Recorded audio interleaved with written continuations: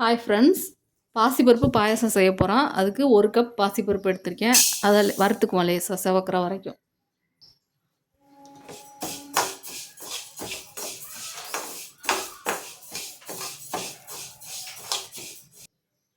பாசிப்பருப்பை வறுத்துக்கிட்டேன். இந்தளவுக்கு வறுத்தா போதும். நல்லா வாசம் வந்துடுச்சு.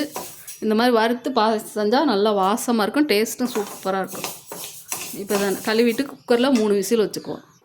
கழுவிட்டு குக்கரில் வச்சுருக்கேன். தண்ணி பாசிப்பருப்பு மேலே மிதக்கிற வரைக்கும் வச்சுக்கணும். மூடி 4 விசில் வச்சுக்குவோம். எடுத்து பார்க்கும்போது நல்லா குழஞ்சி வெந்திருக்கணும். அந்த மாதிரி உங்கள் குக்கர் எத்தனை விசில் வச்சா வேகுதோ வச்சுக்கோங்க. 4 விசில் வச்சேன். பருப்பு நல்லா அந்த அளவுக்கு வெந்துருச்சு. கரண்டியை வச்சு நல்லா இல்லை மற்ற வச்சு கடைஞ்சி விட்டுக்கணும். நல்லா அந்த மாதிரி மசிச்சு விட்டுட்டு எடுத்து வச்சுக்குவோம்.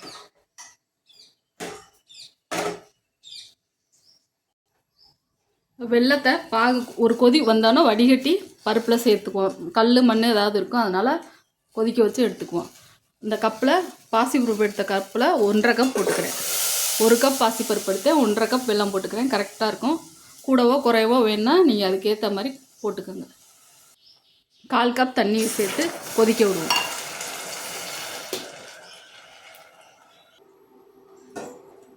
வெல்லத்தை கொதிக்க வச்சுக்கிட்டேன். அதை வடிகட்டி இதில் சேர்த்துக்குவோம்.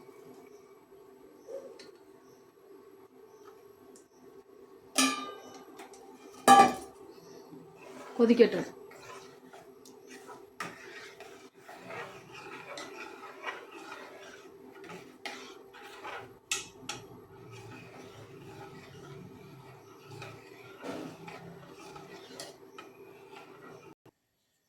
ஒரு மூடி தேங்காய் எடுத்து வச்சுருக்கேன். அதை பாலை எடுத்துக்குவோம். 1/4 ஸ்பூன் ஏலக்காய் பொடி போட்டுக்கிறேன். உப்பு ஒரு பிஞ்சு போட்டுக்கிறேன்.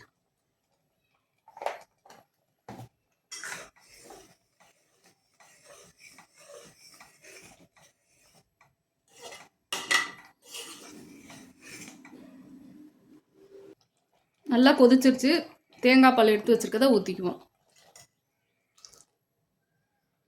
தேங்காய் பால் சேர்த்துட்டு ரொம்ப நேரம் கொதிக்கக்கூடாது.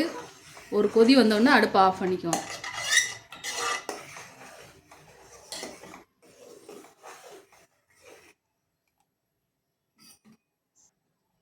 கொதிச்சிருச்சு. இப்போ இறக்கி வச்சுக்குவோம்.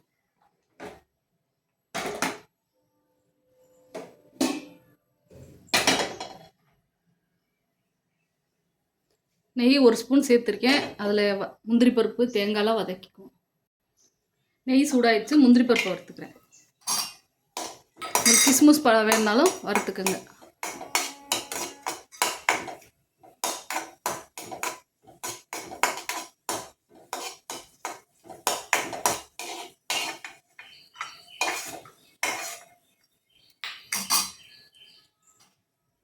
இல்லை தேங்காய் பல்லாம் நறுக்கி வச்சுருக்கேன், அதையும் வதக்கி.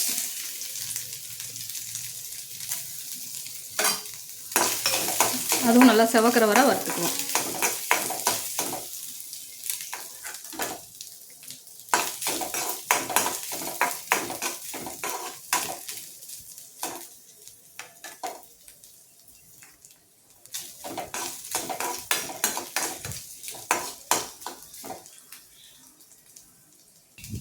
தேங்காய் செவந்துருச்சு. தேங்காய் எடுத்துக்குவோம்.